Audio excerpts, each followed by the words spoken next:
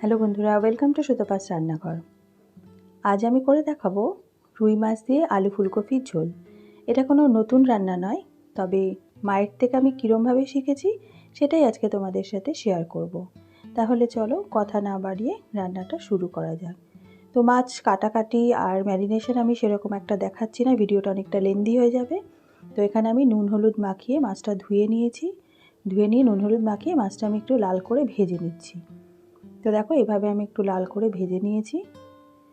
এবার কড়াইতে যে তেলটা আছে সেই তেলের মধ্যে আমি দিয়ে দিচ্ছি দুখানা আলু এইভাবে লম্বা করে কেটে নিয়েছি, সেটা আমি একটু লাল করে ভেজে নেব নুন হলুদ দিয়ে। তোমরা যারা আমার চ্যানেলে নতুন বন্ধু আছো তারা অবশ্যই আমার চ্যানেলটা সাবস্ক্রাইব করে দিয়ে আমার পাশে থাকার অনুরোধ রইল। আর আমার রেসিপিগুলো যদি তোমাদের ভালো লেগে থাকে তাহলে কিন্তু অবশ্যই একটা লাইক, শেয়ার, একটা কমেন্ট করে দিও।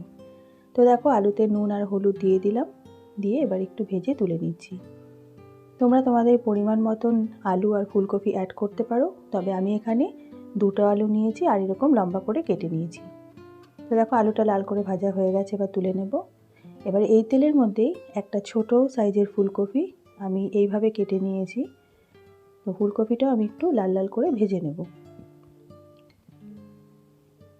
এখন তো শীতকাল, আর শীতকালে কফি আর সবজি দিয়ে মাছের ঝোল কিন্তু খেতে খুবই ভালো লাগে। তোমাদের কেমন লাগে অবশ্যই কমেন্ট করে জানিও। তো কফির মধ্যে দিয়ে দিলাম একটু নুন আর একটু হলুদ। এবার মিডিয়াম ফ্লেমে খুব ভালো করে কফিটা ভেজে নেব। কফিটা ভালো করে না ভাজলে কিন্তু স্বাদটা সেরকম আসবে না, তোমরাও একটু লাল করে ভেজে নেবে। এবার যতক্ষণ কফিটা ভাজা হচ্ছে আমি এখানে দেখো 1 ইঞ্চির একটু বেশি আদা নিয়েছি আর নিয়েছি 2 চামচ গোটা জিরে, এটা আমি একটু গরম জলে ভিজিয়ে রেখেছি। আর জানোই তো তোমরা বাটা মশলার স্বাদ কিন্তু আলাদা হয়। তো মা তো শিলনোড়ায় বেটে করতেন, তো আমি মিক্সিতেই করে নেব, বাট আজ ইচ্ছে হলো একটু বাটা মশলা দিয়ে রান্না করতে। এবার ওই তেলে দিয়ে দিলাম একটু কালো জিরে, কফিটা আমি তুলে নিয়েছি, ভাজা হয়ে গেছে। এবার দুটো মাঝারি সাইজের বড় পেঁয়াজ আমি পেস্ট করে নিয়েছি। কালো জিরেটা একটুখানি ভেজে নিয়ে তারপরে আমি পেঁয়াজের বাটাটা দিয়ে দিলাম। এবার খুব ভালো করে একটু পেঁয়াজটা আগে নেড়ে নেব। খানিকক্ষণ নেড়ে নেওয়ার পরে যখন দেখবে ওপর থেকে তেলটা ভেসে উঠেছে তখন আমি আদা আর জিরে সেটারও একটা পেস্ট বানিয়ে নিয়েছি, সেটা অ্যাড করব। তো তার আগে পেঁয়াজটা একটু ভালো করে কষিয়ে নেব। তো দেখো তেলটা ছেড়ে দিয়েছে মশলা থেকে, এবার আমি জিরে আর আদা বাটাটা দিয়ে দিলাম। এবার খুব ভালো করে জিরে, আদা আর পেঁয়াজটা একসাথে কষিয়ে নেব। আর যে গুঁড়ো মশলাগুলো আমি অ্যাড করব সেটা আমি এখানে এক এক করে দিয়ে দেব। তো দেখো এখানে আমি ঝাল লঙ্কার গুঁড়ো হাফ চামচ দিয়েছি, লাল লঙ্কার গুঁড়ো যেটা কাশ্মীরি লঙ্কার গুঁড়ো রঙের জন্য হাফ চামচ দিয়ে দিয়েছি, হলুদ গুঁড়ো আর দিয়েছি পরিমাণ মতো নুন। এবার খুব ভালো করে এগুলোকে কষিয়ে নেব যতক্ষণ না পর্যন্ত মশলা থেকে তেল ছেড়ে আসছে। তো মিডিয়াম ফ্লেমে আমি কষিয়ে নিচ্ছি।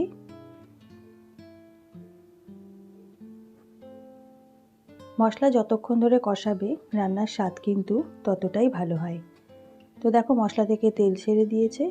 এবার আমি দুটো মাঝারি সাইজের টমেটো পেস্ট করে নিয়েছি, সেটা অ্যাড করে দিলাম। এবার টমেটোর আমি ততক্ষণ কষাবো যতক্ষণ পর্যন্ত টমেটোর কাঁচা গন্ধটা চলে না যাচ্ছে এবং পুরো মশলা থেকে আবার তেল ছেড়ে আসছে।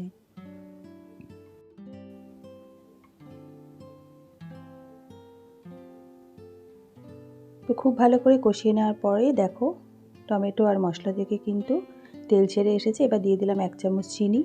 যেহেতু আমি সবজি দিচ্ছি, ফুলকপি দিলে আমি একটু চিনি দিই, চিনিটা অপশনাল, কিন্তু দিলে খেতে ভালো লাগবে।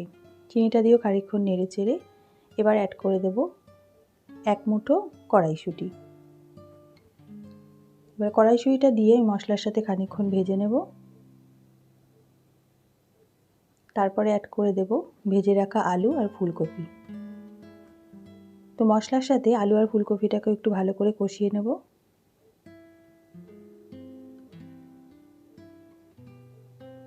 আলু আর ফুলকপিটা দিয়ে একটু কষিয়ে নিলে স্বাদটা কিন্তু বেশি ভালো হয়।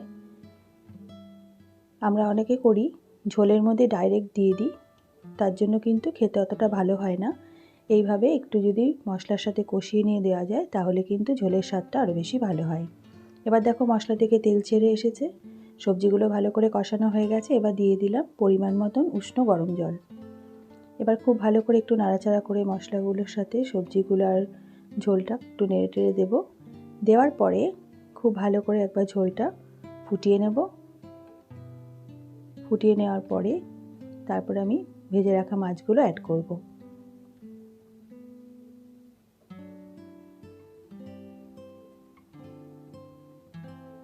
তো এবার ঝোলটা ফোটার জন্য অপেক্ষা করব। তো দেখো ঝোলটা খুব ভালো করে ফুটে গেছে। এবার আমি ভেজে রাখা মাছগুলো দিয়ে দিচ্ছি।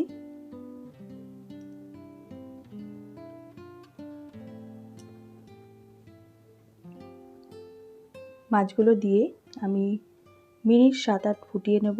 সবজিগুলো মোটামুটি আমার 70% কুক হয়েই গেছে।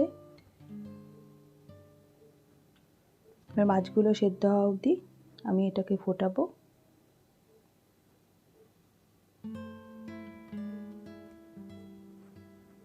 দিয়ে দিলাম 4-5টা কাঁচা লঙ্কা। এবার একটু ঢাকা দিয়ে দিচ্ছি। দিয়ে আঁচটাকে কিন্তু আমি একটু কমিয়ে দিয়েছিলাম। তো দেখো 8 মিনিট পরে আমি খুলে দিলাম। মাছের ঝোলটা কিন্তু আমার অলমোস্ট হয়ে গেছে। একটু এবার নাড়াচাড়া করে মিশিয়ে নিচ্ছি।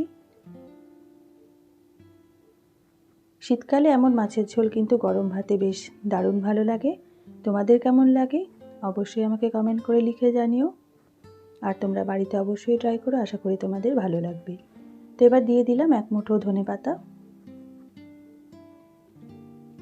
এবার হালকা হাতে একটু নাড়াচাড়া দিয়ে তারপরে নামিয়ে দেব। তো বন্ধুরা, আশা করি আমার আজকের ভিডিওটি তোমাদের ভালো লেগেছে। যদি ভালো লেগে থাকে অবশ্যই লাইক, শেয়ার আর কমেন্ট করে দিও। আর নতুন বন্ধু হলে অবশ্যই আমার চ্যানেলটাকে সাবস্ক্রাইব করে আমার পাশে থাকার অনুরোধ রইল। তাহলে আজ এই পর্যন্ত, দেখা হচ্ছে আগামী পর্বে নতুন একটি রেসিপির সাথে। তোমরা ভালো থেকো, সুস্থ থেকো, ধন্যবাদ।